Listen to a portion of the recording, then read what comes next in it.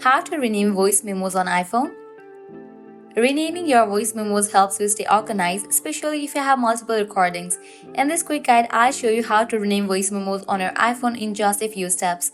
Let's dive in. Launch your Voice Memos app.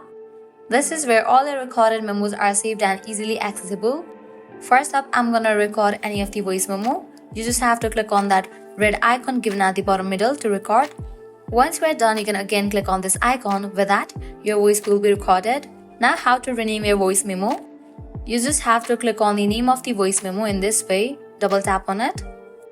The text will become editable, allowing you to type in a new name. Go ahead and enter the new name for your voice memo that best describes the recording. Once you have typed in, tap down on your keyboard to save the change.